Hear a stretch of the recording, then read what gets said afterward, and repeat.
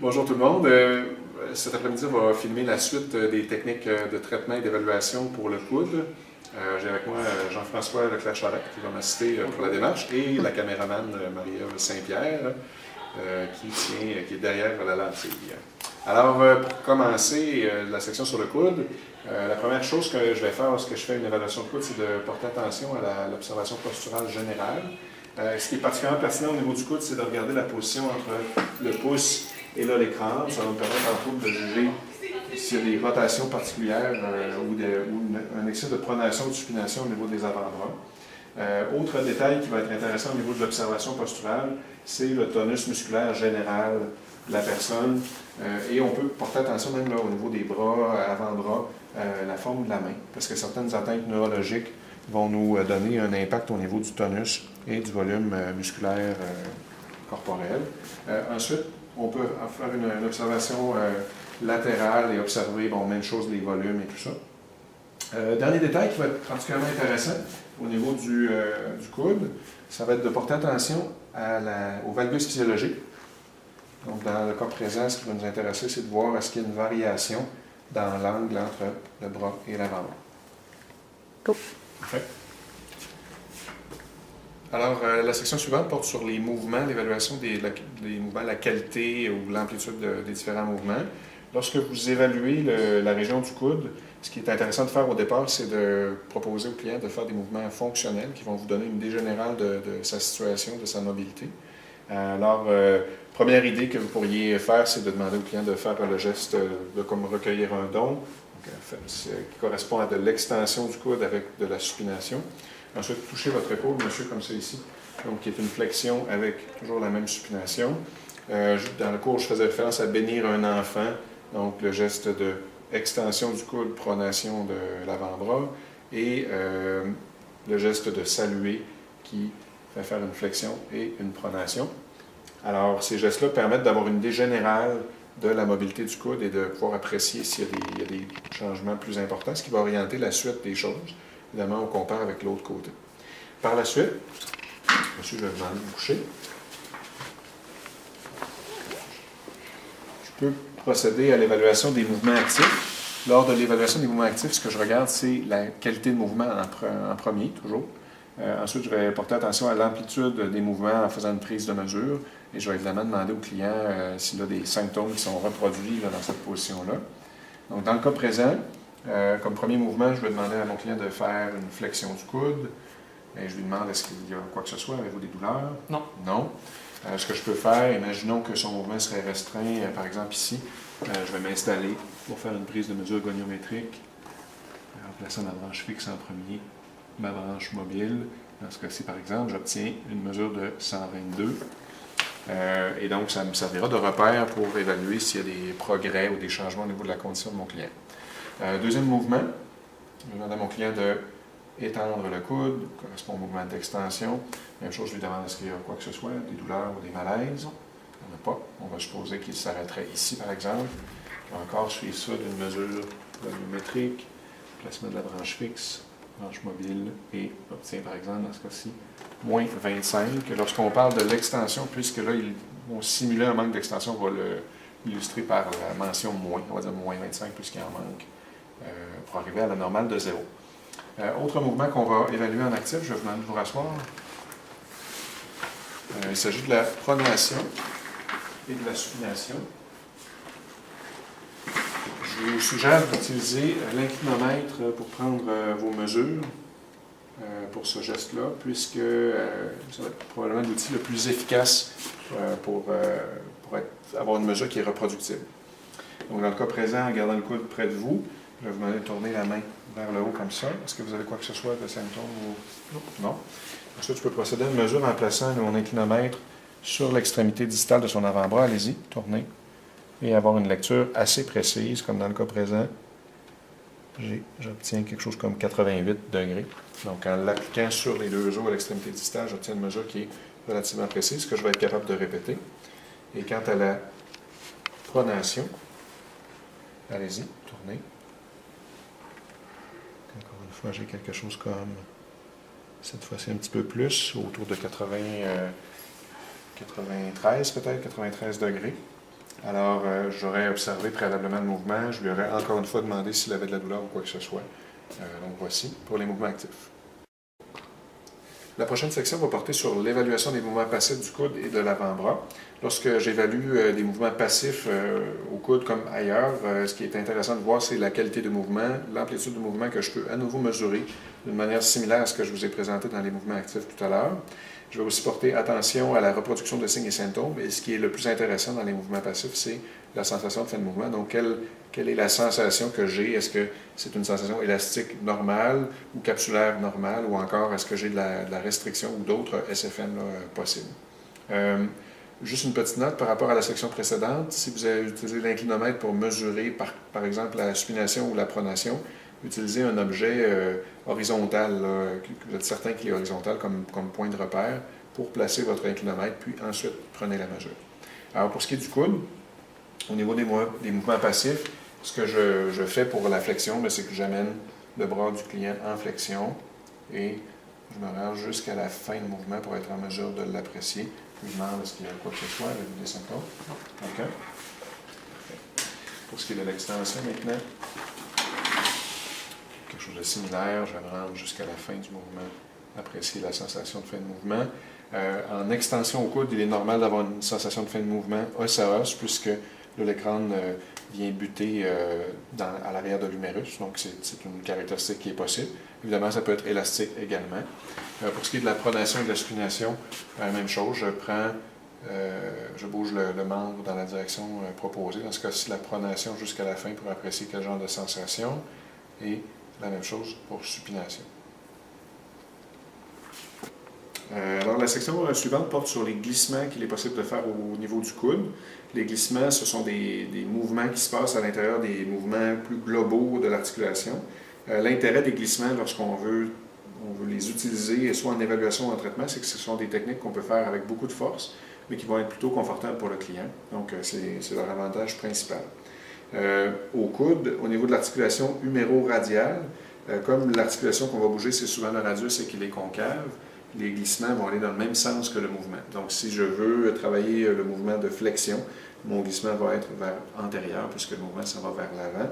Et si je veux travailler de l'extension, le glissement va être postérieur, puisque le mouvement s'en va vers l'arrière. Alors, maintenant, je vous montre un glissement postérieur radio-huméral. Je vais avoir une main qui va stabiliser l'humérus, comme ça ici, en appui sur la serviette que j'ai placée derrière. L'autre main va venir très très près de l'interligne entre le radius et l'humérus. Je vais utiliser la partie ici de ma main, l'éminence ténor, pour faire ma pression. Et donc, je glisse le radius en postérieur. Si je le fais comme élément d'évaluation, je vais donc porter attention à la sensation de fin de mouvement, à la qualité du mouvement. Je vais encore poser la question à mon client s'il a de la douleur ou non.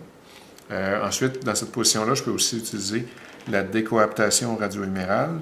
Je vais encore tenir l'humérus de la même façon et je vais prendre le radius entre mes doigts, un peu comme si je tenais un bâton de golf, et je vais tirer dans l'axe du bras pour faire la décoaptation.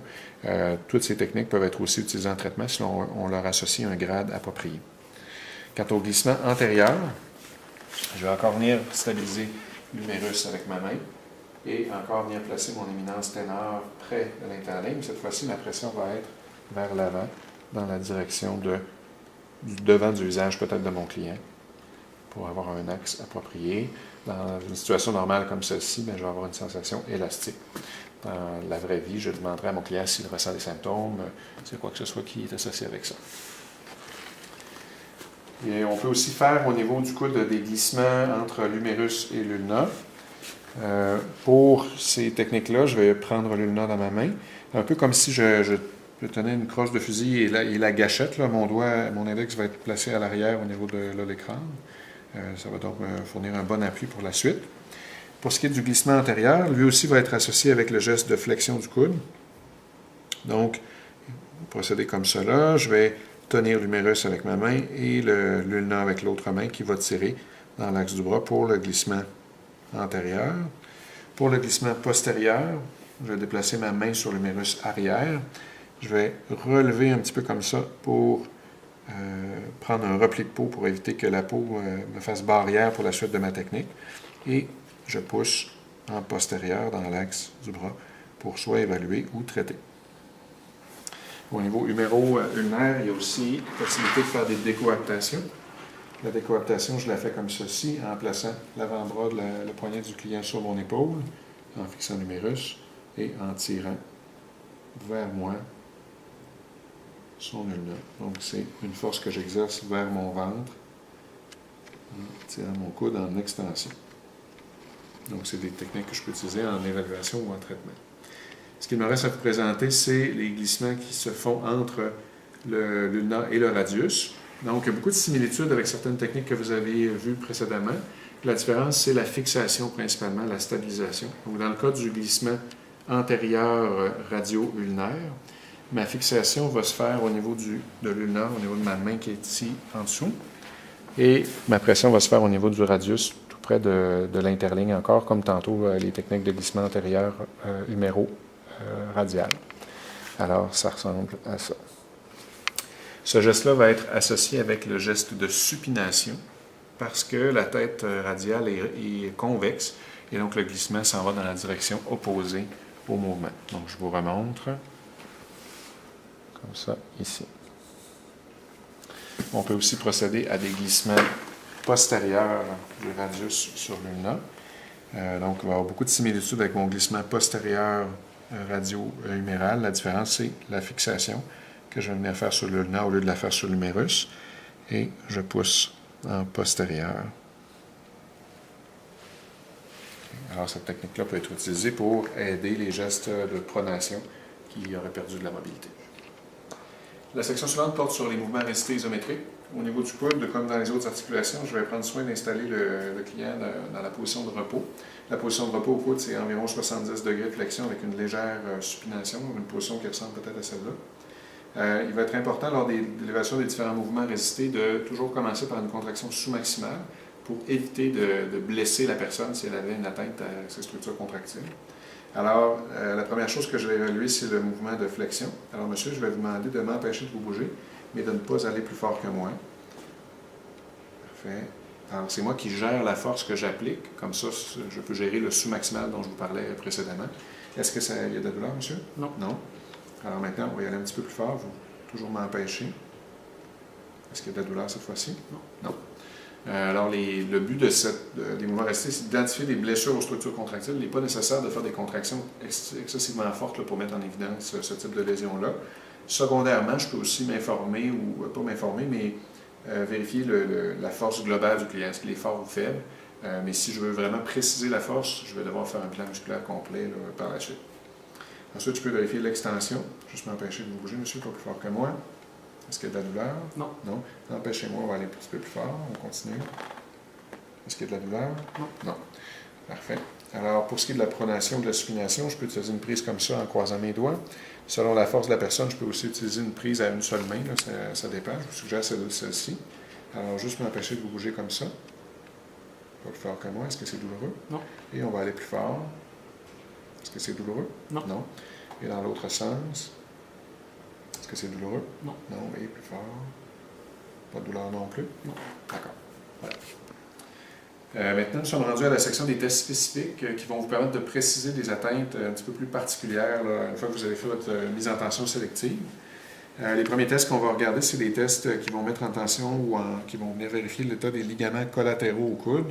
Donc, il y en a un, c'est le test en stress en valgus et l'autre, c'est le stress en varus. Pour ce qui est du stress en valgus, ce que je fais, c'est que j'installe le coude près de la position finale d'extension et je viens exercer une force en valgus. Donc, c'est comme si je tournais le corps dans le sens, en rotation droite, finalement, pour exercer une force sur les ligaments qui sont ici. Pendant ce temps-là, mon autre main stabilise le coude pour l'empêcher d'étendre. La difficulté technique par rapport à ça, c'est d'empêcher les rotations de l'épaule. Donc, c'est avec ma main qui soutient que j'arrive à faire ça.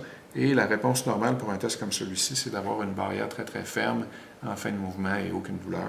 Donc, si j'ai ça, probablement que mon client a le ligament intact. Le stress en varus, je fais juste faire le miroir de mon test précédent dans la direction opposée. Alors, cette main-là vient stabiliser le coude. Et l'autre main avec le corps va faire une force vers l'extérieur. Cette fois-ci, c'est comme si je tournais le tronc à gauche. et je recherche une sensation, encore une fois, dure et aucune douleur. Parfait. Alors maintenant, on est dans la section des tests spécifiques où on vérifie la souplesse musculaire. Au niveau du coude, deux groupes musculaires importants peuvent être vérifiés. Le biceps brachial qui est monoarticulaire, il y a une portion monoarticulaire et une portion biarticulaire, et le triceps brachial. Donc, une façon simple de vérifier le biceps brachial, ça va être de placer l'avant-bras en pronation, comme ça ici, parce que le biceps est un supinateur. Venir stabiliser l'épaule sur la table, en le descendant sur la table, et en faisant une extension de l'épaule comme ceci. Cette fois-là, je regarde si ça reproduit les symptômes et quel genre de sensation de phénomène j'ai pour établir si j'ai une perte de souplesse. Pour la souplesse du triceps, qu'est-ce qui peut être fait? C'est de venir vérifier finalement la flexion passive du coude. Il est évident que si je fais une flexion passive et qu'il y a de la résistance, cette résistance-là peut être produite par la capsule postérieure ou par le triceps. Si je veux distinguer les deux, il me suffit d'augmenter la quantité de flexion au niveau du coude en maintenant, pas au niveau du coude, au niveau de l'épaule, en maintenant le coude dans la même amplitude. Si le niveau de tension change, c'est que j'ai plutôt une atteinte de triceps. Si au contraire, le niveau de tension reste le même, ça me parle plus d'une lésion capsulaire ou d'une restriction capsulaire. Pour en être certain, j'ai simplement à vérifier, par exemple, les glissements appropriés. Dans ce cas-ci, le glissement postérieur de l'ulna, le glissement postérieur du radius pour m'en assurer.